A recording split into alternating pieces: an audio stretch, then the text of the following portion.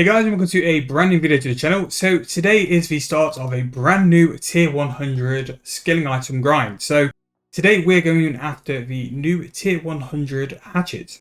So to get started, we're going to go back to Camdozal, the same place we went to for the tier 100 pickaxe of life and death. And to get here, it's just that dungeon on top of White Wolf Mountain. And to get there, it's just the top of the mountain near to the edge of a monastery, and you will need a lantern to get here as well. But we need to speak to Ram Arno again, who helped us to make the pickaxe of life and death, and we're going to be making the hatchet of bloom and blight. Now to do this, we need the augmented hatchet of ember and glade, which hopefully you should have seen the video for. Just in case you don't have access to the Dragonkin Forge, I did it because I didn't have access to it as well, so I'll put it in a little video for that. Now to do this, we're going to need 50% of 100% Luke's legs, so we're going to amputate a poor zombie. We need an attuned moonstone wood, which I imagine is just going to cut some wood, which isn't too bad. And then finally a tensile vine. But I'm going to get talking to Romano, and can you help me about my hatchet? So you can speak to the Romano dwarf about the items again, but basically we need to go and find 50% of Luke's legs, but we use that to jam the distillery in the brain death, wherever that island was. The attuned moonstones, we've already been taught by the Mastercrafter how to attune a moonstone. And also the tensile vine, we have sort of said the overgrown idols I can use for the vine. So again, we have no real idea what we're doing here. We never normally do on day of release, but let's go and crack it out and let's go and give it a try. The first thing I'm going to try and do though is the moonstone, and then also grab an ecto so I can go and try the stuff out for Luke as well. So I'm going to go and grab the ecto file. I've got moonstones in my bank, and I just need to grab my standard ritual stuff as well, just so you're ready to go just in case. So grab that. So let's go and get started with the ritual site. So if I teleport to the ritual, so if I go and change the focus, so I'm going to ensoul a moonstone, which I think is correct. And then what you do is you use it on your hatchet, and then that should give you what you need in terms of your hatchet. And at least that's what I thought he said. So quickly set up your ritual site. So once you've finished your ritual, if you go to your ritual chest and open it, it came up with the options for the woodcutting straight away for me. Now, if you've not done the pickaxe, I'm not sure if it's going to be slightly different for you, but for me, it was straight away, select the ensoul moonstone. This option came up, didn't have to put it on the hatchet. When I did, nothing interest happened. So not sure, but this is going to simply woodcut 100 of this type of wood. This sounds a lot better than what the other one did. Was an absolute grind, and don't get me wrong, I do think this will be a little bit grindy at points as well, but this doesn't seem anywhere near as bad as the mining one. So 100 of each, we'll fly through them. I suppose with the mining one, it was 100 of each primal laws, whereas this, we've got the lower tier stuff as well, and it's a lot AFK as well. And the good thing is as well, I've not been selling my woodstone spirits, so hopefully that will help. Right, so the next one is to go and find half of Luke's leg. So I'm going to go and have a quick look. Now, I can't remember because it's been so long since I've last been here. But it's a place where you did one of the quests. I think it's him. So if I go to Pirate Pete and go for a quick travel, he's basically going to mug me and take me to this island. I'm not sure if it's Brain Death Island, but I remember it's a place for a clue scroll serve. It's where he did Rum Deal. Yeah, that's it. This is it. Ah, there it is.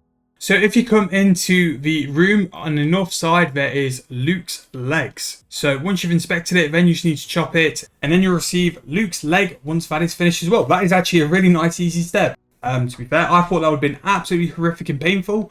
Absolutely not. We have found it here. So to get Luke's legs, again, teleport to the ecto file.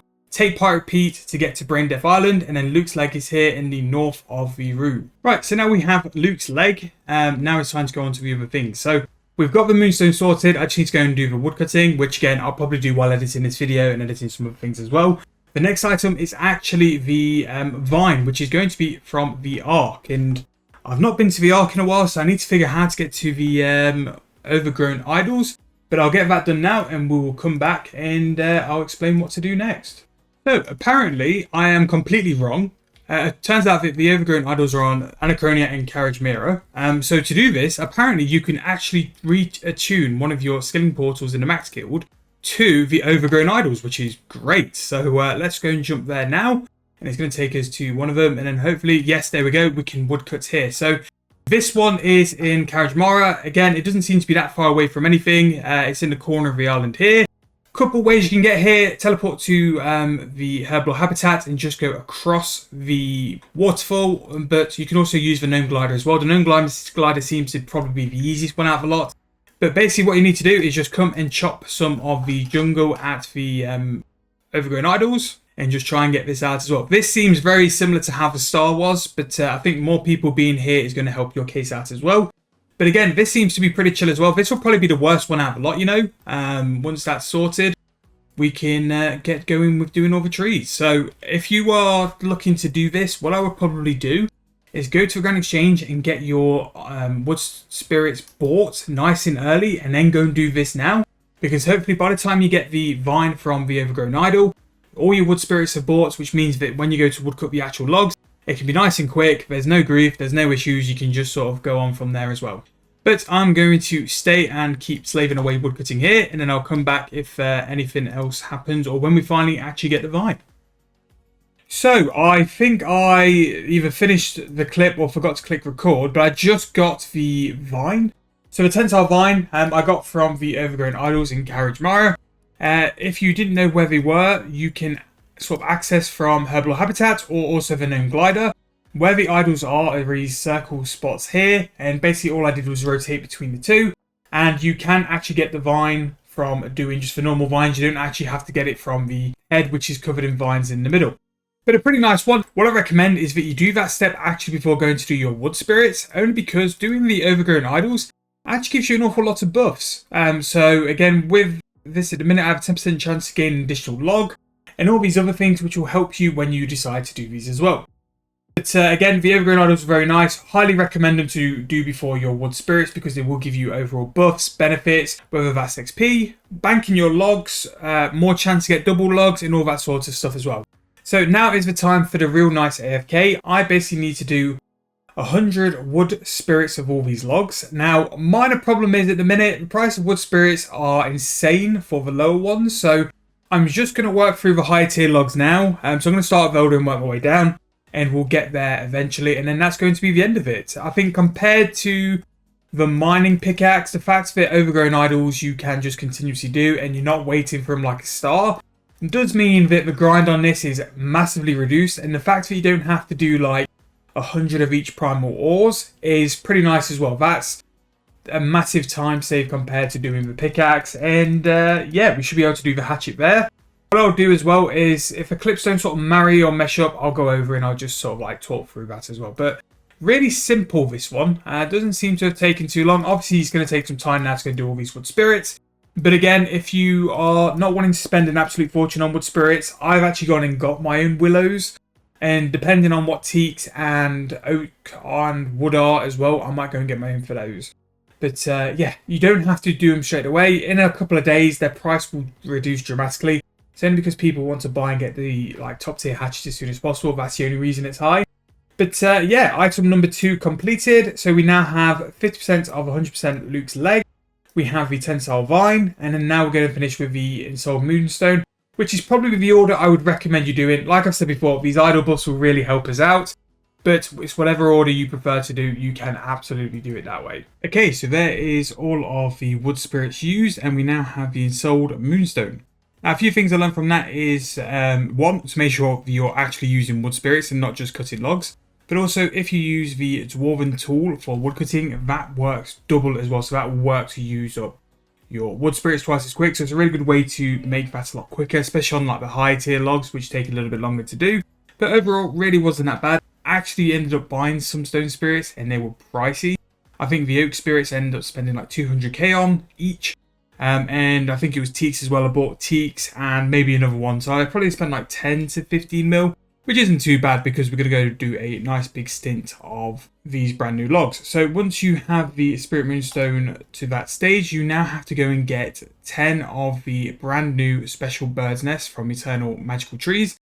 Now, I've been told that there's a special way to work on this as well. If your tree is going or illuminating pink while doing a perfect cut, if you go into that, you apparently guarantee yourself a bird's nest. So we'll find out. Probably won't happen though because I'm going to end up AFKing this pretty hard. I'm going to clean my info up as well. But we're pretty much on the last thing now, so hopefully this won't take too long. But 10 bird nests, I have been told, can be a little bit grindy. So we shall see. We'll see how often these perfect cuts happen, but hopefully it won't be too long, and then we can do the final upgrade to our axe.